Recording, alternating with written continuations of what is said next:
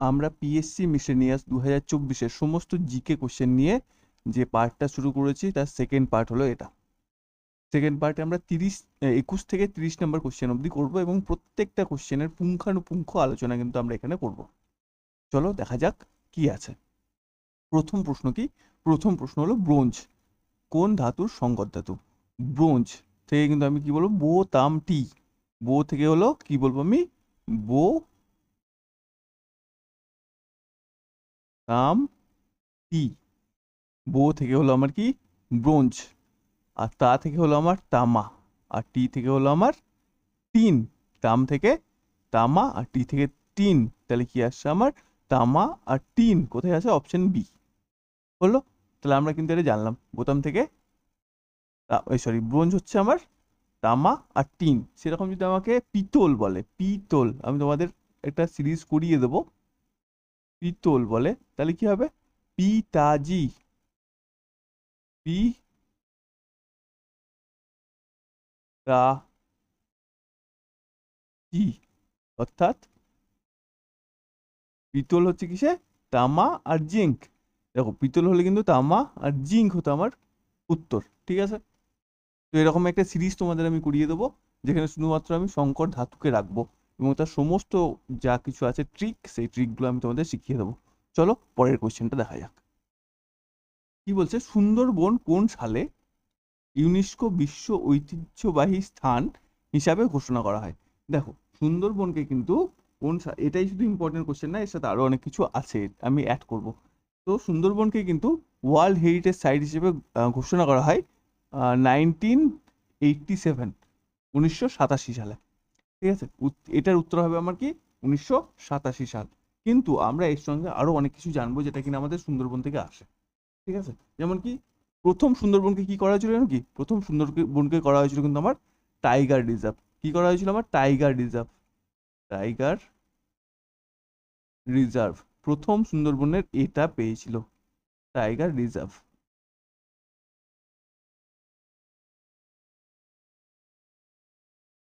কত সালে করা হয়েছিল এটা, এটা আমাদের ইম্পর্টেন্ট। কত সালে, তো 1973 সালে, ঠিক আছে। টাইগার রিজার্ভ হলো। তো জাতীয় উদ্যান, জাতীয় উদ্যান এটা কবে করা হয়েছিল, জাতীয় উদ্যান বা ন্যাশনাল পার্ক, জাতীয় উদ্যান এটা করা হয়েছিল কিন্তু 1984-এ।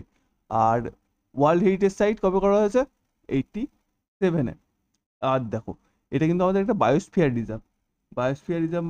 এটা কিন্তু আমার একটা বায়োস্ফিয়ার রিজার্ভ, এটা আমার একটা বায়োস্ফিয়ার রিজার্ভ।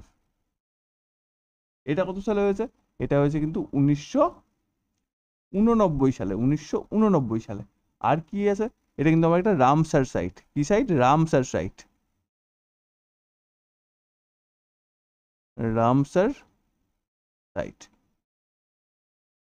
রামসার সাইট কবে করা হয়েছে, রামসার সাইট কিন্তু করা হয়েছে 19 সালে, 2019 সালে। আর আমি কি মনে রাখবো, ভারতে যতগুলো রামসার সাইট আছে তার মধ্যে সব থেকে বড় রামসার সাইট, এটা সব থেকে বড়, সব থেকে বড় রামসার সাইট কিন্তু হলো আমার সুন্দরবন। এই কটা তথ্য কিন্তু আমি আপাতত মনে রাখবো। আর কি মনে রাখবো, দাও এই যে ওয়ার্ল্ড হেরিটেজ সাইট আমাদের বলছে, এই ওয়ার্ল্ড হেরিটেজ সাইট যে বলছে, তো এই ওয়ার্ল্ড হেরিটেজ সাইট প্রথম কে কে হয়েছিল, প্রথম কিন্তু ভারতবর্ষ ওয়ার্ল্ড হেরিটেজ সাইটের 4টে জায়গার হয়েছিল। কি কি হয়েছিল সেটা তো জানছি, একটা হলো অজন্তা, একটা হলো আমার অজন্তা ও অজন্তা ইলোরা, অজন্তা ইলোরা এই দুটো গুহা কিন্তু হয়েছিল। আর হয়েছিল আমার আগ্রা ফোর্ট, আগ্রা দুর্গ, আগ্রা দুর্গ বা ফোর্ট। আর কি, তাজমহল, তাজমহল। এটা কত সালে হয়েছিল জানো কি, এটা হয়েছিল কিন্তু 83 সালে, 83 সালে। এটাকে কি করা হয়েছিল, এটাকে তোমার মর্যাদা দেওয়া হয়েছিল, এই 4টে জায়গাকে একসঙ্গে মর্যাদা দেওয়া হয়েছিল কিসের, ওয়ার্ল্ড হেরিটেজ সাইটের মর্যাদা কিন্তু দিয়েছিল কত সালে, না তো 83 সালে। তাহলে 83 সালে আমাদের কি কি হলো, 83 সালে আমাদের 4টে ওয়ার্ল্ড হেরিটেজ সাইটের মর্যাদা পেলো, 4টি জায়গা। কি কি, অজন্তা ইলোরা, আগ্রা ফোর্ট আর তাজমহল। ঠিক আছে, এবার দেখো, এবার আমরা কয়েকটা ফ্যাক্ট আমি অজন্তা ইলোরা সম্পর্কে জেনে রাখবো। অজন্তাতে কি আছে? অজন্তা কিন্তু একটা, অজন্তাতে আছে কিন্তু আমার জাতকের গল্প। অজন্তাতে কি আছে? এটাতে আমার আছে আমার জাতকের গল্প। জাতকের গল্প আছে। জাতকের গল্প কি জানো? জানো কি? জাতকের গল্প হলো তোমার গৌতম বুদ্ধ যিনি আছেন তার পূর্বজন্মের যেসব ঘটনা, হ্যাঁ, সেই সব ঘটনাগুলোকে নিয়ে তৈরি করা হচ্ছে জাতকের গল্প। ঠিক আছে, তো এটা কোথায় আছে? অজন্তা গুহাতে আছে। অজন্তাতে টোটাল কটা গুহা আছে জানো কি? অজন্তাতে টোটাল কিন্তু আমার 30টা গুহা আছে। অজন্তাতে টোটাল আমার 30টা গুহা আছে। ঠিক আছে, আর ইলোরাতে, ইলোরাতে টোটাল 34টা গুহা আছে। আর অজন্তা তাহলে কি হলো? অজন্তা কিন্তু একটা বুদ্ধ গুহা। অজন্তাতে যতগুলো গুহা আছে সবগুলোতেই বৌদ্ধ ধর্মের কিছু না কিছু একটা লেখা আছে। বোঝা গেল? এটা আমি জানলাম। আর কি জানবো? এটা কে তৈরি করেছিল? এটা তৈরি করেছিল আমার অজন্তা গুহা, আমাদের কে তৈরি করেছিল? আমাদের দুটো রাজবংশ কিন্তু মিলে তৈরি করেছিল। একটা হলো সাতবাহন, একটা হলো সাতবাহন বংশ, আর একটা হলো ভাকাটাক বংশ। VAKATK, বা ভাকাটাক বাংলাতেও লিখতে পারো। হ্যাঁ, ভাকাটাক বংশ, সাতবাহন বংশ আর ভাকাটাক বংশ মিলে কিন্তু আমার এই অজন্তা গুহাটা তৈরি করেছিল। ঠিক আছে, এখানে দেখো দুটো অনেকগুলো ছবি আছে। জাতকের গল্পে অনেকগুলো ছবি আছে, তার মধ্যে একটা ছবি হলো আমার মহা পরিনির্মাণের। কিসের ছবি? মহা পরিনির্মাণ। বুদ্ধদেব যে মারা গেছিলেন, বুদ্ধদেব তথাগত যে মারা গেল যখন, তো সেটাকে আমরা কি বলছি? মহা পরিনির্মাণ। মহা পরিনির্মাণ।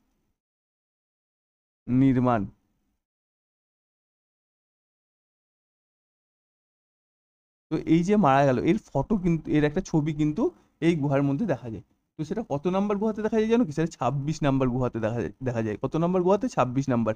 এটা কিন্তু আমাদের মনে রাখতে হবে। তাহলে মহানির্মাণের যে ফটোটা, সেটা কোথায় দেখা যাচ্ছে, বা গল্পটা সেটা কোথায় দেখা যাচ্ছে? 26 নাম্বার গুহাতে দেখা যাচ্ছে।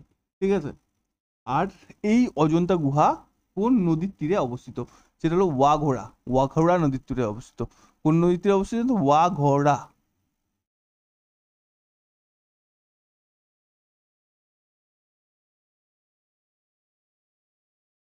ওয়াঘোড়া নদীর তীরে কিন্তু অজন্তা গুহা অবস্থিত। তোমরা বাংলাতে লিখে নিও। ঠিক আছে, আর ইলোরাতে তাহলে কটা গুহা আছে? ইলোরাতে আছে আমার 34টা গুহা। সেই 34টার মধ্যে 12টা হলো বুদ্ধ,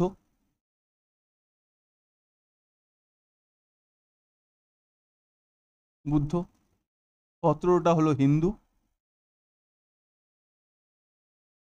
আর তোমার বাকি যে 5টা আছে, সেই 5টা কিন্তু হলো আমার আহ জৈন, জৈন গুহা। ঠিক আছে, তাহলে আমার কি হলো? 12টা বুদ্ধ, 17টা হিন্দু, আর 5টা জৈন। এটা কারা তৈরি করেছিল? এটা কিন্তু তৈরি করেছিল রাষ্ট্রকূটরা। রাষ্ট্রকূট বংশ ছিল না? রাষ্ট্রকূট, রাষ্ট্রকূটরা কিন্তু তৈরি করেছিল আমাদের এই গুহাটা, ইলোরা গুহাটা। কটা গুহা আছে? 34টা। ঠিক আছে, আর দেখো এইখানে কিন্তু আছে আমার কি? কৈলাস মন্দির। এই ইলোরার মধ্যে কি আছে? কৈলাস মন্দির। এটাও খুব ইম্পর্টেন্ট, কৈলাস মন্দির। 16 নাম্বারে কি আছে? 16 নাম্বার গুহাটা হলো কিন্তু আমার কৈলাস মন্দির। কি হলো আমার? কৈলাস মন্দির। কৈলাস মন্দির। ঠিক আছে, এটা কে বানিয়েছিল জানো কি? এটা বানিয়েছিল কৃষ্ণ ওয়ান, রাজা কৃষ্ণ ওয়ান। রাজা কৃষ্ণ প্রথম, কৃষ্ণ প্রথম কিন্তু আমার বানিয়েছিল এই কৈলাস গুহাটা। এটা হলো বিশ্বের সব থেকে বড় রক কাট টেম্পল, মানে একটা পাথরকে কেটে এই যে মন্দিরটা, সেটা কিন্তু তৈরি করা হয়েছে। এই কৈলাস মন্দিরটা কিন্তু একটা পাথরকে কেটেই তৈরি করা হয়েছে। ঠিক আছে, এটা সব থেকে বড় বিশ্বের মধ্যে। আর আমরা কি জেনেছিলাম? এটা আমাদের সুন্দরবন হলো একটা রামসার সাইট। সুন্দরবন কি? আমাদের একটা রামসার সাইট। তো টোটাল কটা রামসার সাইট আছে? তাও রামসার সাইট কোথায়? এই তো এখানে লিখছিলাম। টোটাল কটা আছে? টোটাল আছে আমার 101টা। টোটাল আছে আমার 101টা রামসার সাইট আছে। ঠিক আছে, তার মধ্যে সব থেকে বেশি রামসার সাইট কিন্তু আছে তামিলনাড়ুতে। সব থেকে বেশি কোথায় আছে রামসার সাইট? তামিলনাড়ুতে। কটা আছে? ওই তোমার 20টা মতো আছে। হ্যাঁ, আর কি? সব থেকে বড় এবং সব থেকে ছোট, এই দুটো আমাকে জানতে হবে। সব থেকে বড় তো আমি জানলাম কি, সব থেকে বড় হলো আমার সুন্দরবন। আর সব থেকে ছোট কি, সব থেকে ছোট, সব থেকে ছোট, সব থেকে ছোট হলো আমার রেণুকা। রেণুকা লেক বলে একটা লেক আছে, সেটা হলো সব থেকে ছোট, রেণুকা। ঠিক আছে, রেণুকা লেক। এটা কোথায় অবস্থিত? এটা অবস্থিত কিন্তু তোমার হিমাচল প্রদেশে। এটা অবস্থিত কোথায় জানো তো? হিমাচল প্রদেশে অবস্থিত কিন্তু আমার রেণুকা লেক। ঠিক আছে, তাহলে আমার এটুকু ক্লিয়ার হলো। এবার দেখো, আর আমি কি বলেছিলাম, এটা একটা বায়োস্ফিয়ার রিজার্ভ। এটা একটা বায়োস্ফিয়ার রিজার্ভ। তো আমাদের ভারতবর্ষে টোটাল কটা বায়োস্ফিয়ার রিজার্ভ আছে? টোটাল আছে আমার 18টা বায়োস্ফিয়ার রিজার্ভ কিন্তু আমার আছে। টোটাল কটা আছে তাহলে? 18টা বায়োস্ফিয়ার রিজার্ভ আছে। আর সব প্রথম যে ফার্স্ট যেটা বায়োস্ফিয়ার রিজার্ভ হিসেবে গণ্য করা হয়েছিল, সেটা কিন্তু আমার নীলগিরি পর্বত। নীলগিরি, নীলগিরি। ঠিক আছে, তো নীলগিরি হলো আমার প্রথম কি, প্রথম বায়োস্ফিয়ার রিজার্ভ। আর সবথেকে বড় কোনটা আর সবথেকে ছোট কোনটা, এটাও আমার জানতে হবে। সবথেকে বড় হলো আমার কচ্ছের রন। কচ্ছ হলো আমার কি, কচ্ছের রন, কচ্ছের রন। ঠিক আছে, আর কি, আর সব থেকে ছোট কি, ছোট হলো ডিব্রু সাইকোয়া। ডিব্রু, ডিব্রু সাই,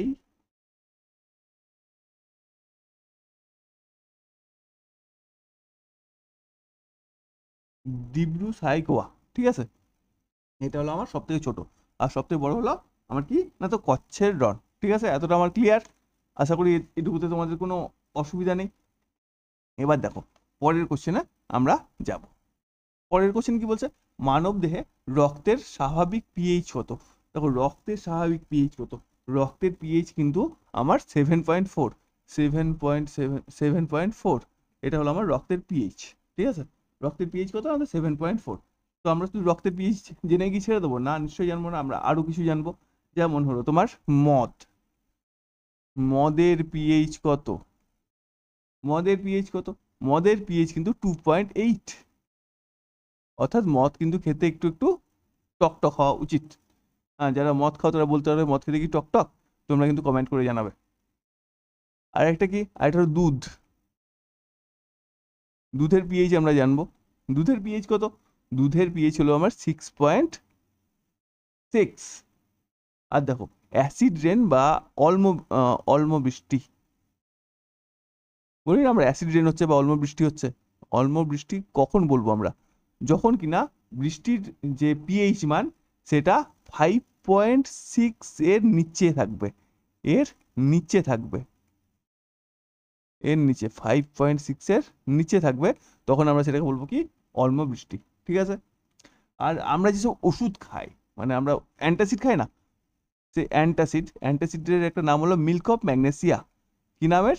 মিল্ক অফ ম্যাগনেসিয়া, ম্যাগনেসিয়া। ঠিক আছে, মানে কি অ্যান্টাসিড, অ্যান্টাসিড বা গ্যাসের ওষুধ। এই গ্যাসের ওষুধের পিএইচ মান কত? গ্যাসের ওষুধ, ওষুধের যে পিএইচ মান সেটা কিন্তু 10.5। ঠিক আছে, এর পিএইচ মান হলো 10.5। আর আমরা যেসব ব্যাটারি ইউজ করি, যেমন ধরুন অনেকের বাড়িতে হয়তো কারেন্ট চলে গেলে ইনভার্টার চলে, তাদের ব্যাটারি তো এটা একটা, তো ব্যাটারি, ব্যাটারির পিএইচ মান কত? একের চেয়ে কম, একের চেয়ে কম। ঠিক আছে, আমরা এইটুকুই জানলাম, এটুকুই আমার মনে হয়েছে ইম্পর্টেন্ট, তাই তোমাদের এইটুকু জানালাম। আর যদি মনে হয় ইম্পর্টেন্ট কিছু আছে তো পরে আমি অ্যাড করে নেবো। ঠিক আছে, তো চলো পরের কোশ্চেনে যাই। কি বলছে দেখো, বলছে যে বিখ্যাত ছৌ নাচ, বিখ্যাত ছৌ নাচ পশ্চিমবঙ্গ ছাড়া আর কোন প্রতিবেশী রাজ্যে প্রচলিত? বিখ্যাত ছৌ নাচ কিন্তু দু জায়গাতে প্রচলিত। আমার কি কি, তিন জায়গাতে, একটা পশ্চিমবঙ্গ, একটা ঝাড়খণ্ড, আর একটা হলো উড়িষ্যা। তো এখানে ঝাড়খণ্ড আছে, উড়িষ্যাও আছে। এখানে যদি ময়ূরভঞ্জ স্পেশালি বলে দিয়েছে, তার জন্য আমি এটা মানলাম, কিন্তু ঝাড়খণ্ড মানলে ভুল হবে না, কারণ ঝাড়খণ্ডেও হয়। ঠিক আছে, আমাদের পশ্চিমবঙ্গের কোথায় হচ্ছে? পুরুলিয়াতে হচ্ছে। পশ্চিমবঙ্গের কোথায় হয়? পুরুলিয়া, পুরুলিয়া, পুরুলিয়াতে হয়, ঠিক আছে। আর উড়িষ্যার ময়ূরভঞ্জ, আর তোমার ঝাড়খণ্ডেও হয়, ঠিক আছে। ঝাড়খণ্ডের হয় তোমার সারাইকেল্লা বলে একটা জায়গা আছে, সারাইকেল্লা ডিস্ট্রিক্ট, এগুলো সব সরাইকেল্লা, সরাইকেল্লা বলে একটা জায়গা ডিস্ট্রিক্ট আছে। তো সেই সরাইকেল্লাতে কিন্তু আমার কি হচ্ছে? ছৌ নাচ হচ্ছে। তাহলে ছৌ নাচ কটা আছে? তিনটে আছে। তিনটে কি কি? পশ্চিমবঙ্গের পুরুলিয়া, আর তোমার উড়িষ্যার ময়ূরভঞ্জ, আর ঝাড়খণ্ডের সারাইকেল্লা, ঠিক আছে। এইটুকু বুঝলাম আমি। এবার দেখো, এটা কিন্তু আমার ইউনেস্কো থেকে প্রাইজ পাওয়া, এই ছৌ নাচ যেটা, সেটা কিন্তু ইউনেস্কোর মর্যাদা পাওয়া। কত সালে পেয়েছিল ইউনেস্কোর মর্যাদা, সেটা আমাদের জানতে হবে। সালটা এই মুহূর্তে আমার মনে পড়ছে না, আমি তোমাদের পরে জানিয়ে দিচ্ছি সালটা কবে। তবে ইউনেস্কোর অ্যাওয়ার্ড জয়ী, এটা তো আমরা আপাতত মনে রাখবো কি, এটা ইউনেস্কোর প্রাইজ পাওয়া ছৌ নাচ, ঠিক আছে। আর কি দেখো, এবার আমাদের ছৌ নাচ আছে, হ্যাঁ, আমাদের যে পশ্চিমবঙ্গে যে পুরুলিয়ার ছৌ নাচ আছে, সেটাকে বিখ্যাত করেছিল জানো? গম্ভীর, আমাদের ইন্ডিয়ান টিমের যে কোচ আছে না, গম্ভীর, হ্যাঁ, গম্ভীর সিং মুড়া। কে? গম্ভীর। আমরা শুধু গম্ভীর নামটাই মনে রাখবো। হ্যাঁ, গম্ভীর সিং মোড়া হলো তার অ্যাকচুয়াল নাম, গম্ভীর সিং মোড়া। গম্ভীর সিং মোড়া হলো তার অ্যাকচুয়াল নাম। ইনি কিন্তু আমাদের এই পুরুলিয়ার যে ছৌ নাচটা আছে, সেটাকে কিন্তু বিখ্যাত করে তুলেছেন, বিশ্বের দরবারে পাঠিয়েছেন এই গম্ভীর সিং মুড়া, ঠিক আছে। আর একটা জিনিস আমাকে মনে রাখতে হবে যে দেখো না, ছৌ নাচের সময় সবাই মুখে মাস্ক টাস্ক পরে নাচ করে, করে না? মুখে মাস্ক পরে নাচ করে না সবাই ছৌ নাচের সময়? তো সেই সেই যে মুখের মুখোশটা, ঠিক আছে, সেটা কোথায় তৈরি হয়? মুখের মুখোশটা কিন্তু আমার তৈরি হচ্ছে, একটা গ্রাম আছে পুরুলিয়াতে, যার নাম হলো চড়িদা। যার নাম কি? চড়িদা। চড়িদা গ্রামে কি তৈরি হচ্ছে? মুখোশ তৈরি হচ্ছে। চড়িদা গ্রামে কিন্তু আমার মুখোশ তৈরি হচ্ছে। কিসে? না তো ছৌ নাচের মুখোশ কোথায় তৈরি হচ্ছে তাহলে? পুরুলিয়ার চড়িদা গ্রামে। আমরা এইটুকুকে মনে রাখবো। ওকে, চলো পরেরটাই যাই। জলাতঙ্ক বা র্যাবিস রোগটি কিসের সংক্রমণের কারণে ঘটে? ঠিক আছে, দেখো, জলাতঙ্ক বা র্যাবিস কিসের সংক্রমণের কারণে ঘটে? এটার উত্তর কিন্তু আমি এক লাইনে বলতে পারি, ভাইরাসের সংক্রমণের জন্য ঘটে। র্যাবিস ভাইরাস, আমরা তো বলি র্যাবিস ভাইরাস, তো ভাইরাসের জন্য হচ্ছে। তো আমার তো শুধু এটুকু জানলে চলবে না, আমার তো জানতে হবে ভাইরাসের ফলে কি কি রোগ হয়। হ্যাঁ, তো সেটা মনে রাখাটা একটু মুশকিলই আছে, তাই না? তো আমি কি মনে রাখবো? আমরা সবাই নিশ্চয়ই মিঠুনদার ফ্যান। তো মিঠুনদার একটা গান আছে না, I am A disco dancer. তো আমি কি করব, এই ডিস্কো ড্যান্সার দিয়ে পুরোটাকে মনে রাখবো। কি মনে রাখবো? Disco dancer. ডি, তাই তো? ডি ফর বলো, D for dengue, D for dengue হলো। তো disco, D I. I for, influenza, I for influenza.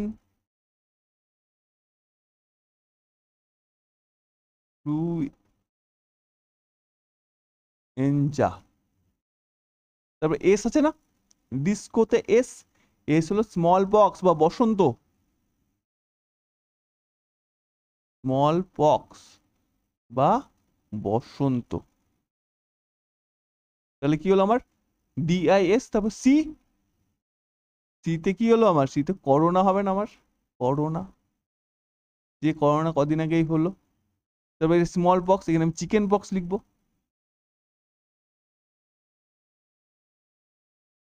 Chicken pox. আর কি লিখবো? আর লিখবো আমি চিকেন গুনিয়া। চিকেন গুনিয়া বলে একটা রোগ হয় না, সেটাও কিন্তু ভাইরাসের জন্য হয়। চিকেন গুনিয়া। তাহলে DISCO। এরপর কি আছে আমার? এরপর আছে ও। ওতে আমি কি লিখবো? ওতে লিখবো আমি আদার ভাইরাল ফিভার, আদার ভাইরাল ফিভার। আমরা বলি না যে জ্বর হয়ে যাচ্ছে খুব সহজে, ফিভার হয়েছে, জ্বর হয়েছে, কেন হচ্ছে? ভাইরাসের জন্য হয়েছে। হ্যাঁ, তো সেই আদার যে কোনো ধরনের জ্বর যখন হবে তোমার, তখন তুমি কি বলবে? এটা ভাইরাল ফিভার। ঠিক আছে? তো ভাইরাসের জন্য তাহলে ফিভার হচ্ছে, তো আদার ভাইরাল ফিভার যা কিছু আছে সব কিন্তু আমার হচ্ছে তাহলে কি হলো ভাইরাসের জন্য। ঠিক আছে, তো এটাই আমার কি হলো DISCO, মানে ডিস্কো আমার কমপ্লিট হয়ে গেল। এরপর কি আছে, এরপর আছে আমার ড্যান্সার। মিঠুন দা হলো খুব ভালো একটা ড্যান্সার, তাই এরপর আছে আমার ড্যান্সার। তো তারপর আবার আমি ডি লিখবো, তারপর তো আবার আমি ডি লিখবো। ডি ফর আমি লিখবো কি ডিজিজ, ডি ফর ডিজিজ এখানে। ঠিক আছে, ডিজিজ মানে রোগ, ডি ফর ডিজিজ। আর কিছু লিখলাম না। তারপর কি আছে এ, ড্যান্সারের এ, ডি এ, এ হলো AIDS, AIDS, AIDS, AIDS. AIDS তাহলে কিসের জন্য হচ্ছে আমার, ভাইরাসের জন্য হচ্ছে। Disco dancer, DAN, N A, N লিখবো আমি, এন এ আমি শুনি নিপা, নিপা ভাইরাস, নিপা। তাহলে কি হলো নিপা, তাহলে DANC। তারপর কি আছে আমার, অ্যান্সারে সি আছে তো, C, C for cold. Cold মানে কি ঠান্ডা, ঠান্ডা লাগা। ঠান্ডা লাগা কিসের জন্য হচ্ছে, ভাইরাসের জন্য হচ্ছে। তারপর আছে আমার কি ই, ই ফর এনকেফ্লাইটিস, এন কে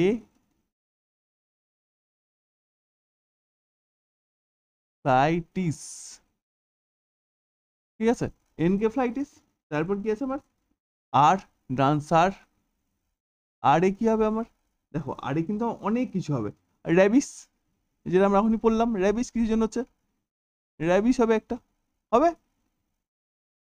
র্যাবিস মানে কি জলাতঙ্ক। আর কি হচ্ছে রুবেলা, রুবেলা, বাংলাতেই লিখি রুবেলা। ঠিক আছে, তো এবার আমাদের মনে থাকবে না যে ভাইরাসের জন্য কি কি রোগ হয়। কি কি রোগ হচ্ছে, ডিস্কো ডান্সার, ডিস্কো ডান্সার,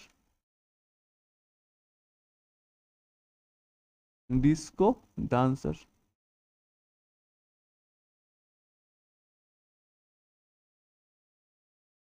তাহলে আমাদের কি রোগ হচ্ছে, কোথায় গেল, এই তো ভাইরাসের জন্য কি কি রোগ হয়।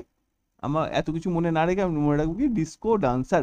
D for dengue, I for influenza, S for, S for smallpox, C for, C for হলো করোনা, আর O for other fever, D হলো disease, A for AIDS, N for Nipah, C for হলো cold ঠান্ডা লাগা, E for encephalitis, আর R for rabies বা rubella. ঠিক আছে, এটুকু আমরা মনে রাখবো। তাহলে আমার কি হলো ভাইরাস কমপ্লিট হয়ে গেল। এরপরটাই আমরা যাব কি, উদ্ভিদের সালোক সংশ্লেষ প্রক্রিয়ায় কোন গ্যাস উৎপন্ন হচ্ছে। দেখো আমরা কি উদ্ভিদ আমাদের কি দিচ্ছে, অক্সিজেন দিচ্ছে, সেটা কোন প্রক্রিয়ার মাধ্যমে দিচ্ছে, সালোক সংশ্লেষ প্রক্রিয়ার মাধ্যমে কিন্তু আমাদেরকে উদ্ভিদ কি দিচ্ছে, অক্সিজেন দিচ্ছে। আর এই অক্সিজেনটা আসে কি থেকে, এটাও কিন্তু আমাদের প্রশ্ন আছে। এই অক্সিজেনটা আসে কিন্তু আমার জল থেকে, মাটি থেকে যে জল শোষণ করে না উদ্ভিদ গাছেরা, সেই জল থেকে কিন্তু ভেঙে H2O, জল মানে, জল মানে কি H2O তো, তো এই যে ওটা, এই ওটাই কিন্তু এখানে আসছে দিয়ে অক্সিজেন হচ্ছে। তাহলে এটুকু আমার প্রশ্ন আছে যে যে অক্সিজেনটা গাছ দিচ্ছে সেটা কি থেকে আসছে, কার্বন ডাই অক্সাইড থেকে নাকি জল থেকে। আমাদের উত্তর কিন্তু হবে কি থেকে, জল থেকে। আর দেখো এই যে সালোক সংশ্লেষ প্রক্রিয়াটা হচ্ছে, এই যে সালোক সংশ্লেষ প্রক্রিয়াটা হচ্ছে, এই প্রক্রিয়া সবথেকে ভালো হয় কিসে জানো কি, লাল আর নীল, লাল আর নীল, এই দুটো রঙে কিন্তু সালোক সংশ্লেষ প্রক্রিয়া সব থেকে ভালো হয়। আর সব থেকে খারাপ হয় কিসে বলতো, সব থেকে খারাপ হয় সবুজে, সব থেকে খারাপ হয় সবুজে। কেন সবুজে সব থেকে খারাপ হচ্ছে, সবুজে এই জন্য সব থেকে খারাপ হচ্ছে কারণ গাছের পাতার রঙই তো সবুজ, সে সবুজটাই শোষণ করে কি করতে পারে না, সেই সবুজটাই কি করে রিফ্লেক্ট করে, তাই সবুজে সব থেকে খারাপ হচ্ছে। আর সব থেকে ভালো হয় কি যে লাল আর নীলে। ঠিক আছে, আমরা এটুকুকে জানলাম। আর কি আমাদের কিছু জানতে হবে, আর মনে হয় না এখান থেকে আপাতত কিছু জানার আছে। যদি পরে আমার মনে হয় তোমাদের কিছু জানাতে হবে তো তোমাদের আমি জানিয়ে দেবো। চলো পরের কোশ্চেনটাতে যাই। বলছে যে ভারতের জাতীয় সঙ্গীত জনগণমন মোট কয়টি পদ বা স্তবক আছে। দেখো আমরা তো একটি স্তবকই গাই, জনগণ মন অধিনায়ক জয় হে যখন আমরা গাইছি তখন আমরা একটি স্তবক বা পদই গাইছি। কিন্তু টোটাল যে জনগণ মন অধিনায়ক যে কবিতাটা, সেইটা কিন্তু টোটাল যে গানটা সেটা কিন্তু 5টি স্তবকে বিভক্ত, সেটা কিন্তু 5টি স্তবক আছে তাতে, ঠিক আছে। কিন্তু আমাদের যেটা জাতীয় সঙ্গীত সেটাতে কিন্তু একটা স্তবক নিয়ে, প্রথম স্তবকটা নিয়ে গঠিত। বোঝা গেল? তো এটা কে রচনা করেছেন জাতীয় সঙ্গীত? রবি ঠাকুর। রবি ঠাকুর লিখেছেন, তাই তো। এবার দেখো এটা প্রথম কবে প্রকাশ পাই জানো? প্রথম কবে গাওয়া হয় বলছি না, প্রথম কবে প্রকাশিত হয় কোনো বইয়ে, প্রথম প্রকাশ কবে পায়? প্রকাশ কবে পায়? প্রথম প্রকাশ পাই কিন্তু আমার 1912 সালে। কোথায়? তত্ত্ববোধিনী পত্রিকায়। তত্ত্ববোধিনী সভা আমরা পড়েছিলাম, রবীন্দ্রনাথের কে করেছিল? রবীন্দ্রনাথের ফ্যামিলির একজন লোক করেছিল, তোমরা কমেন্টে তার নাম লিখবে। তত্ত্ববোধিনী পত্রিকা। তত্ত্ববোধিনী পত্রিকাতে কি বেরোচ্ছে আমার? এই যে জনগণ মন অধিনায়ক যে গীতটা, সেটা কিন্তু আমাদের কিসে বেরোচ্ছে? তত্ত্ববোধিনী পত্রিকাতে বেরোচ্ছে। এটা আমাদের কি হলো? এটা জাতীয় সঙ্গীত। এটা কবে প্রকাশিত হয়েছিল? 1912 সালে তত্ত্ববোধিনী পত্রিকাতে। কিন্তু যদি তোমায় জিজ্ঞাসা করা হয় কবে প্রথম গাওয়া হয়েছিল, গাওয়া হয়েছিল কিন্তু এর আগে 1911 সালে। দেখো প্রকাশ পেল 1912 সালে, আর গাওয়া হয়ে গেল 11 সালে। কোথায় না, তো কলকাতার কংগ্রেসের কলকাতা অধিবেশনে। কংগ্রেসের কলকাতা অধিবেশনে। কংগ্রেসের কলকাতা অধিবেশন। কলকাতা অধিবেশনে। আর কে গিয়েছিল জানো কি? এটা কিন্তু গেয়েছিল স্বয়ং রবি ঠাকুর। গানটা কে গেয়েছিল? স্বয়ং রবি ঠাকুর নিজের গলায় কিন্তু গানটা গেয়েছিল। এই কংগ্রেসের যে অধিবেশনটা হয়েছিল কলকাতাতে 1911 সালে, সেখানে রবি ঠাকুর নিজেই গানটা গেয়েছিল। উনি ছাড়া কে গাইবেন? গানটা তো প্রকাশই হয়নি তার আগে। উনিই জানতেন গানটা, তাই উনি ছাড়া কেউ গাওয়ার উপায় ছিল না, তাই উনিই গেয়েছিলেন গানটা। কত সালে? 1911 সালে কংগ্রেসের কলকাতা অধিবেশনে। ঠিক আছে। আর প্রকাশিত কবে হয়? তার 1 বছর পরে, অর্থাৎ 1912 সালে তত্ত্ববোধিনী পত্রিকাতে। ঠিক আছে। দেখো এখানে আমরা আরো কয়েকটা জিনিস জেনে নেবো। সেটা 1911 সাল ছিল, ঠিক আছে। এই 1911 সালে যে সভাপতি ছিল, এই যে কংগ্রেসের কলকাতা অধিবেশনের সভাপতি কে ছিল? সভাপতি কিন্তু ছিল আমার বি.এন. ধর। কে ছিল? বি.এন. ধর। এই অধিবেশনের সভাপতি ছিল বি.এন. ধর। ঠিক আছে। আর একটা জিনিস কি জানবো আমরা? এই গানটা গাইতে আমার কতক্ষণ সময় লাগে? এই গানটা গাইতে কিন্তু আমার 52 সেকেন্ড সময় লাগে। এই আমাদের জাতীয় সঙ্গীত, এই জাতীয় সঙ্গীত গাইতে আমার কত সময় লাগছে? 52 সেকেন্ড কিন্তু আমার সময় লাগবে। জাতীয় সঙ্গীত গাইতে কত সময় লাগবে? 52 সেকেন্ড সময় লাগবে। এটুকু আমাকে মনে রাখতে হবে, কিচ্ছু করার নেই। আর এটাকে জাতীয় সঙ্গীত হিসেবে কবে গ্রহণ করা হয় সেটাও আমাকে জেনে রাখতে হবে। সেটা হলো আমাদের যে গণতন্ত্র দিবস আছে, সেই গণতন্ত্র দিবসের 2 দিন আগে, 2 দিন আগে, অর্থাৎ 24শে জানুয়ারি। ঠিক আছে। 24শে জানুয়ারি 1950 সাল। ঠিক আছে। এবার আমরা কি জানলাম? এটা জানলাম আমরা জাতীয় সঙ্গীত সম্পর্কে। এবার আমরা কি জানবো? এবার আমরা জানবো জাতীয় গীত বা রাষ্ট্রগান সম্পর্কে। এটা সঙ্গীত, এবার রাষ্ট্রগান কি?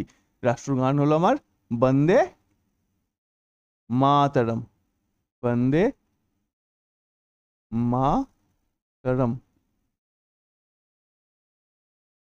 কে লিখেছিল? বঙ্কিমচন্দ্র চট্টোপাধ্যায়। বঙ্কিমচন্দ্র চট্টোপাধ্যায়। বঙ্কিমচন্দ্র চট্টোপাধ্যায় কি লিখেছিল? বন্দে মাতরম লিখেছিল। এটা আমাকে মনে রাখতে হবে সবার প্রথমে। কোথায় লিখেছিল সেটাও কিন্তু আমাকে মনে রাখতে হবে। তার একটা উপন্যাস আছে, কি নাম উপন্যাসের? আনন্দ মঠ। আনন্দ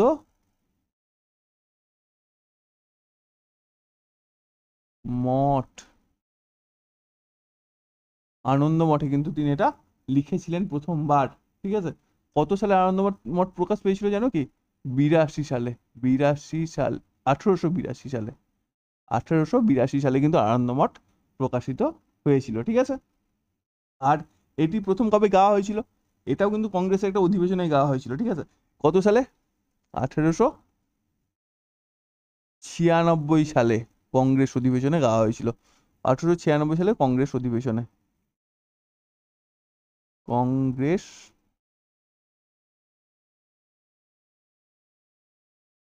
অধিবেশনে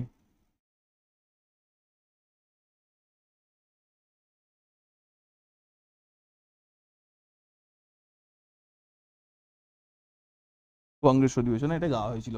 ঠিক আছে, কে গেয়েছিল সেটা আমি পরে বলছি, কিন্তু এখানে কে সভাপতি ছিল,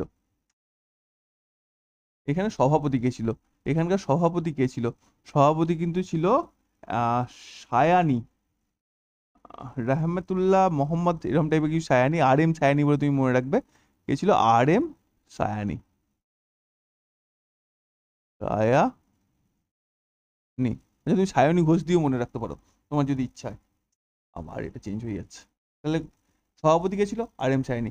আচ্ছা কত সালে হলো, কংগ্রেস অধিবেশন হলো, আর এটাও কিন্তু কলকাতাতেই হয়েছিল, ঠিক আছে না, 1896-এর যে কংগ্রেস অধিবেশন সেটাও কিন্তু কলকাতাতেই হয়েছিল। আর প্রথমবার কে গেয়েছিল, প্রথমবার কিন্তু এই গানটা গেয়েছিল রবি ঠাকুর, রবি ঠাকুর। তাহলে রবি ঠাকুর কিন্তু সব গানও গাইতেন, শুধু গান লিখতেন তাই না, উনি গান গাইতেনও। আর একটা জিনিস কি জানবো, এটাই আমরা আমরা জানলাম কি, কত কবে নেওয়া হয়েছিল, 1950 সালে 24শে জানুয়ারি। এটাও কিন্তু গৃহীত হয়েছিল আমার 1950 সালে 24শে জানুয়ারি। 1950 সালে 24শে জানুয়ারি আমাদের কি জাতীয় গীত এবং জাতীয় সঙ্গীত দুটোই গৃহীত হয়েছিল, আর দুটো একই লোকে গেয়েছিল, ঠিক আছে। আর আমাদের জাতীয় সঙ্গীত গাইতে কত সময় লাগছে, 52 সেকেন্ড। আর বন্দে মাতরম গাইতে কত সময় লাগবে, 1 মিনিট 5 সেকেন্ড, মানে কত, 65 সেকেন্ড, 65 সেকেন্ড। এই কটা জিনিসকে কিন্তু আমার মনে রাখতে হবে, এর থেকে কিন্তু আর বেশি কিছু আমরা মনে রাখবো না, আমরা জাস্ট এই কটা জিনিসই মনে রাখবো, ঠিক আছে। চলো পরেরটাই যাই, রামচরিত মানস। আচ্ছা দেখো, রামচরিত কে রচনা করেছেন আর রামচরিত মানস কে রচনা করেছেন, এটা কিন্তু তোমার মনে রাখতে একটু অসুবিধা হয়, তাই তো। রামচরিত মানস রচনা করেছেন কিন্তু তুলসী দাস। এখানে অসুবিধা হবে না, কারণ এখানে অপশনটা এরকম টাইপের আছে। এখানে যদি সন্ধ্যাকর নন্দী থাকতো তাহলে কিন্তু আমার অসুবিধা হতো, কিন্তু এখানে আছে কি, আমার তুলসী দাসই আছে, আর কেউ নেই। তাই রামচরিত মানস কে রচনা করেছে, তুলসী দাস, এটা আমি মনে রাখবো, ঠিক আছে। এই তুলসী দাস কার সময়কালে এটা লিখেছিল জানো কি, তখন এখানে রাজা বা সম্রাট কে ছিল, তখন কিন্তু কার সমসাময়িক ছিল, এ আকবরের সমসাময়িক ছিল। কার সমসাময়িক ছিল, আকবর, আকবর। আর যে আকবরের দরবারে যে তানসেন ছিল না, সেই তানসেন কিন্তু এই তুলসীদাসের কাছ থেকে গল্প শুনতে আসতেন, তুলসীদাসের কাছে আসতেন উনি, ঠিক আছে। আর এটি কোন ভাষায় রচিত, এই যে রামচরিত মানস, এটা কোন ভাষায় রচিত জানো কি, অবধি ভাষা। কি ভাষা, অবধি, অবধি ভাষায় কিন্তু রচিত হলো আমার রামচরিত মানস। আমি কিন্তু এটুকুকে কি করব, মনে রাখবো, ঠিক আছে। আর দেখো, আর আমাদের কি আছে, একটা রামচরিত বলে একটা আছে, কি আছে, রামচরিত আছে না, রামচরিত। এই রামচরিত কে লিখেছিল না, তো সন্ধ্যাকর নন্দী লিখেছিল, কে লিখেছিল, সন্ধ্যাকর নন্দী, সন্ধ্যাকর নন্দী, সন্ধ্যাকর নন্দী লিখেছিল। আচ্ছা এই রামচরিতটা কিন্তু হলো রাজা রামপাল, পাল বংশের রাজা ছিল না রামপাল, তার জীবন নিয়ে লেখা। তা কার জীবন নিয়ে লেখা, এটা রাজা রামপাল,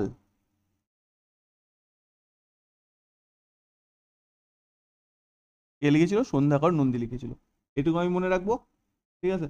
আর আর কিছু কিছু ইম্পর্টেন্ট আছে সেটা মনে রাখছি, যেমন বাল্মীকি, বাল্মীকি কি লিখেছিল জানো কি, বাল্মীকি ছিল রামায়ণ, লিখেছিল রামায়ণ, রামায়ণের রচয়িতা কিন্তু বাল্মীকি। আর এই যে সুরদাস, সুরদাস কি লিখেছিল, সুরদাস লিখেছিল সুর সাগর, সুর সাগর। আচ্ছা তোমাদের আমি একটা ইম্পর্টেন্ট তথ্য দিই, আমরা, এটা কি হচ্ছে বারবার, হ্যাঁ, আমরা গোপাল ভাঁড়ের গল্প তো সবাই জানি। তো গোপাল ভাঁড় কি ছিল, গোপাল ভাঁড় ছিল রাজা কৃষ্ণচন্দ্রের একজন মানে রাজ্যসভার, কৃষ্ণচন্দ্রের যে মন্ত্রিসভা ছিল তার একটা সদস্য ছিল, তাই তো। এখানে কিন্তু আরেকজন লোক ছিল, আরেকজন লোক ছিল কে, তার নাম হলো ভরতচন্দ্র রায় গুণাকার, ভরতচন্দ্র রায় গুণাকার। ভরত না ভারত হয় মনে হয় ওটা,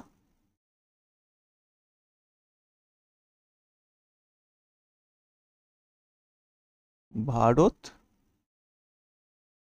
চন্দ্র। তোমরা এই ভারতচন্দ্র বলেই ভারতচন্দ্র রায় বলে মনে রাখবো, ভারতচন্দ্র রায়। ঠিক আছে। এই ভারতচন্দ্র রায় কিন্তু একটা বই লিখেছিল, খুব বিখ্যাত, কি বলতো, অন্নদা মঙ্গল। অন্নদা মঙ্গল।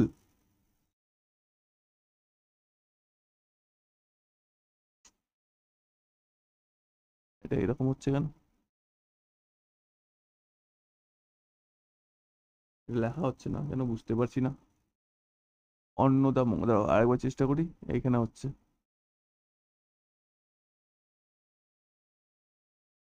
অন্নদা মঙ্গল।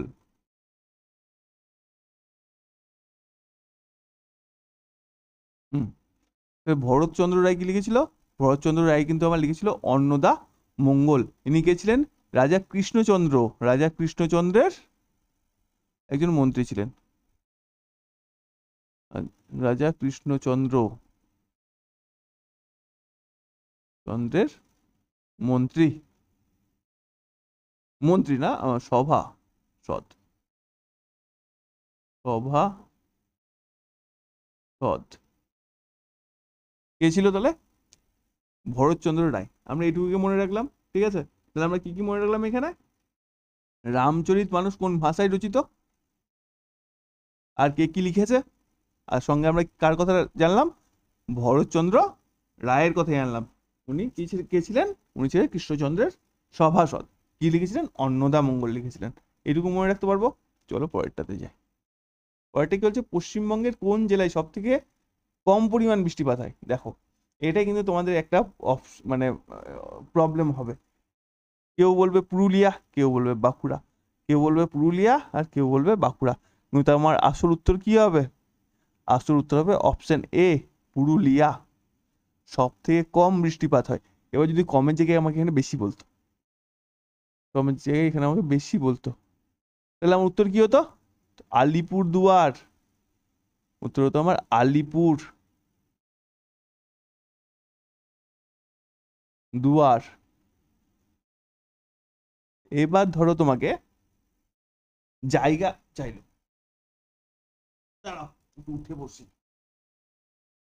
ধরো তোমাকে জায়গা চাইলো, ঠিক আছে, যে সব থেকে কম বৃষ্টিপাত কোথায় হয় আর সব থেকে বেশি বৃষ্টিপাত কোথায় হয়। তো সব থেকে কম বৃষ্টিপাত হচ্ছে তোমার, সব থেকে কম বৃষ্টিপাত কোথায় হচ্ছে? আমরা যেখানে গেলাম পুরুলিয়াতে। কিন্তু এখানে যেটা সব থেকে কম বৃষ্টিপাত হচ্ছে সেটা কিন্তু পুরুলিয়া নয়, সেটা কিন্তু হচ্ছে ময়ূরেশ্বরে। বীরভূমের ময়ূরেশ্বর আছে না, সেই ময়ূরেশ্বরে কিন্তু সব থেকে কম পরিমাণ বৃষ্টিপাত হয়।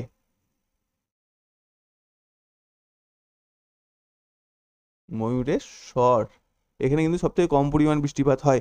আর সব থেকে বেশি পরিমাণ বৃষ্টিপাত কোথায় হচ্ছে? আলিপুরদুয়ারে। আর এখানে দেখবে বক্সা আছে, বক্সা, এই বক্সাতে কিন্তু সব থেকে বেশি পরিমাণে বৃষ্টিপাত হয়। ঠিক আছে, তাহলে আমরা এটুকু জানলাম। আর কি আমাদের কিছু জানার আছে? হ্যাঁ, আমরা আরো একটা জিনিস জানতে পারি, যে আমরা জানি না পশ্চিমবঙ্গের উপর দিয়ে কটা, মানে পশ্চিমবঙ্গের কটা জেলার উপর দিয়ে কর্কট ক্রান্তি রেখা গেছে, জানি কি? পশ্চিমবঙ্গের কিন্তু আহ পাঁচটি, পাঁচটি জেলার উপর দিয়ে কর্কট ক্রান্তি রেখা গেছে। পাঁচটি জেলার উপর দিয়ে কি গেছে আমার? কর্কট ক্রান্তি রেখা রেখা গেছে। সেই পাঁচটি জেলা কি কি? দেখো, একটা হলো আমার পুরুলিয়া, একটা হলো আমার বাঁকুড়া, একটা হলো পুরুলিয়া, একটা হলো বাঁকুড়া। তাহলে এই পুরুলিয়া একটা, বাঁকুড়া দুটো হলো, একটা হলো আমার নদিয়া, একটা হলো আমার নদিয়া, নদিয়া বানান ভুল হয়ে গেল, একটা হলো আমার নদিয়া, আর একটা হলো পূর্ব আর পশ্চিম বর্ধমান দুটো। পূর্ব বর্ধমান,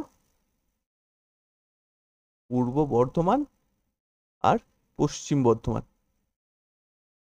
পশ্চিম বর্ধমান। ঠিক আছে,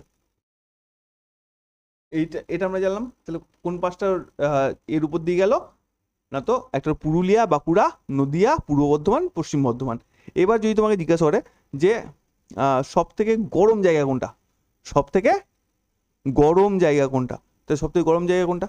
সব থেকে গরম জায়গা কিন্তু আমাদের পশ্চিমবঙ্গে আসানসোল। সব থেকে গরম জায়গা কি? সব থেকে গরম মানে হট, ওখানে সবাই হট। কোথায়? না তো আসানসোলে, আসানসোলে সবাই হট। আসানসোল তাহলে কি হলো? সব থেকে গরম জায়গা। আর সব থেকে উঁচু, সব থেকে উচ্চতম জায়গা কোনটা? উচ্চতম জায়গা কোনটা? উচ্চতম এবং শীতলতম। দেখো উচ্চতম হলে তো শীতলতম হবে, ঠান্ডা। কোনটা? না তো সান্দাকাফু। সান্দাকাফু,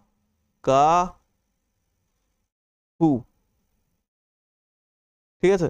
তো সান্দাকাফু হলো কি আমার সব থেকে উচ্চতম এবং সব থেকে ঠান্ডা জায়গা। তো সান্দাকাফুর উচ্চতাটাও তোমাদের জানতে হবে, কত? 3636 মিটার হলো সান্দাকাফুর উচ্চতা। এটাও কিন্তু আমাদের অনেক সময় চলে আসে, ঠিক আছে। এবার চলো লাস্ট কোশ্চেন। আজকে লাস্ট কোশ্চেন কি বলছে? সাধারণ আলোর প্রতিসরণের সময় আলোর কোন ধর্মটি অপরিবর্তিত থাকে? দেখো, আলোর কোন ধর্মটা অপরিবর্তিত থাকে? অপরিবর্তিত থাকে হলো কম্পাঙ্ক বা ফ্রিকোয়েন্সি। কম্পাঙ্ক বা ফ্রিকোয়েন্সি। আলোর বেগ সমান কি জানো? কি আলোর বেগ সমান হলো এই কম্পাঙ্ক। কম্পাঙ্ক আমি এফ দিয়ে ডিনোট করছি, এফ। আর হলো তরঙ্গ দৈর্ঘ্য। তরঙ্গ দৈর্ঘ্যকে আমি এইভাবে ডিনোট করছি, ঠিক আছে। এটা তো এই এফটা অপরিবর্তিত থাকছে। তার ফলে কি হচ্ছে? যদি আমার তরঙ্গ দৈর্ঘ্য বাড়ে তাহলে বেগ বাড়বে, আর যদি তরঙ্গ দৈর্ঘ্য কমে তাহলে বেগ কমবে। বোঝা গেল? যদি তরঙ্গ দৈর্ঘ্য বাড়ে তাহলে বেগ বাড়বে, আর যদি তরঙ্গ দৈর্ঘ্য কমে তাহলে বেগ কমবে, ঠিক আছে। এবার দেখো, এই যে আমাদের প্রতিসরণ, এই প্রতিসরণের ফলে কি কি ফেনোমেনা আছে, কি কি ঘটনা ঘটে, সেটা কিন্তু আমাদের একটুখানি জানতে হবে। যেমন যদি তুমি জলে কোনো লাঠিকে ডুবিয়ে রাখো, তাহলে তোমার মনে হয় না লাঠিটা বেঁকে গেছে? বা চামচকে কখনো ডুবিয়ে দেখবে গ্লাসে জলে, মনে হবে চামচটা যেন বেঁকা, ঠিক আছে। এটা কিন্তু আমার এই প্রতিসরণের জন্য ঘটে, এক নাম্বার। তো সূর্য যখন আমরা দেখতে পাই সূর্যাস্ত হচ্ছে বা সূর্যোদয় হচ্ছে, তার সূর্যোদয়ের 2 মিনিট আগে এবং সূর্যাস্তের 2 মিনিট পরে কিন্তু আমরা সূর্যকে দেখতে পাই। কেন হয়? প্রতিসরণের জন্য হয়। কেন সেটা এটা কেন হচ্ছে সেটা কিন্তু আমি তোমাদের পরে বোঝাবো, যখন আমি ফিজিক্স তোমাদের পড়াবো। এখন তোমরা শুধু এটুকুই জেনে রাখো যে এই দুটো জিনিস হচ্ছে। আর আর কি হচ্ছে? আর তোমার আমরা দেখি না তারারা মিটমিট করে। কি করছে? তারারা মিটমিট করছে। একটা কি হতে হয়? তারারা মিটমিট করছে, তারা, সেটা হচ্ছে। আর কি হচ্ছে তাহলে? বেঁকে যাচ্ছে জলে ডোবালে বেঁকে যায়, জলে ডোবালে বেঁকে যাচ্ছে। আর কি বললাম? আর মনে হয় তোমাকে বললাম সূর্যোদয় আর সূর্যাস্ত। সূর্য আগে পরে দেখা যাচ্ছে, সূর্য আমরা আগে, সূর্যোদয়ের আগে এবং সূর্যাস্তের পরে কিন্তু দেখতে পাচ্ছি। কেন? এই জন্য দেখতে পাচ্ছি। আর একটা জিনিস আমরা জানবো কি? অভ্যন্তরীণ পূর্ণ প্রতিফলন। আর এটা কি জানবো আমরা? অভ্যন্তরীণ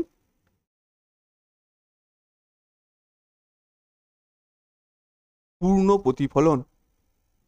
পূর্ণ প্রতিফলন, অভ্যন্তরীণ পূর্ণ প্রতিফলনের ফলে আমরা কি কি দেখতে পাই?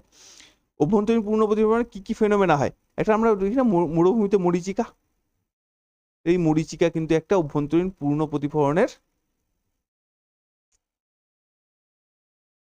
মরীচিকা কিন্তু একটা অভ্যন্তরীণ পূর্ণ প্রতিফলনের জন্য ঘটে, ঠিক আছে। একটা হলো মরীচিকা, একটা হলো অপটিক্যাল ফাইবার। অপটিক্যাল ফাইবার যদি না বুঝো তাহলে আমি দেখো হীরা, হীরা জল জল করে না? হীরা যে জল জল করে, হীরা জল জল করে, হীরা জল জল করে কেন? অভ্যন্তরীণ পূর্ণ প্রতিফলনের জন্য। আরে এটা কি হচ্ছে?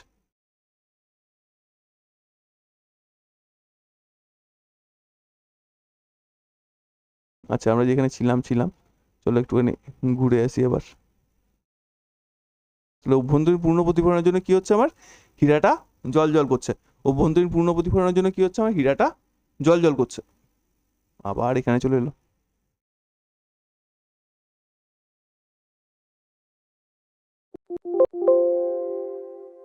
এটা থাক, আজকে তোমাদের এটুকুই থাকবে নাকি? আর আমার কিছু বলার আছে কি? আর যদি বলার থাকে তো একবার দেখে নিচ্ছি তোমাকে, দ্বারা।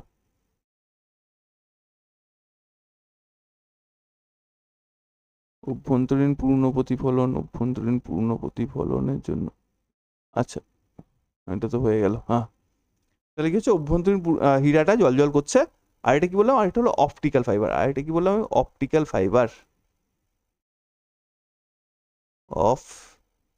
Optical fibre. অপটিক্যাল ফাইবারটা কি বলতো, ওই ধরো তোমার কাছে নেট আসছে, তার ভিতরে একটা মোটা তার থাকে না, সেই তারের মধ্যে কি আলো আসে, অ্যাকচুয়ালি সেটা আলোটা অভ্যন্তরীণ পূর্ণ প্রতিফলনের ফলে কিন্তু এটা জিনিসটা হয়।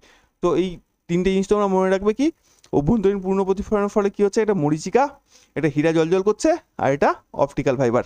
আর প্রতিসরণের জন্য কি হচ্ছে না, তো তারারা মিটমিট করছে, আর জলে কোনো জিনিসকে ডোবালে সেই জিনিসটা বেঁকে যাচ্ছে, আর সূর্যোদয় এবং সূর্যোদয়ের আগে এবং সূর্যাস্তের পরে আমরা সূর্যকে দেখতে পাচ্ছি। ঠিক আছে, আমরা আপাতত এইটুকু মনে রাখবো।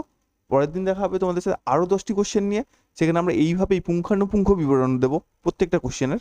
চলো আজকে এটুকুই থাক, পরের দিন তোমাদের সাথে দেখা হবে অন্য একটা ভিডিওতে। আজকে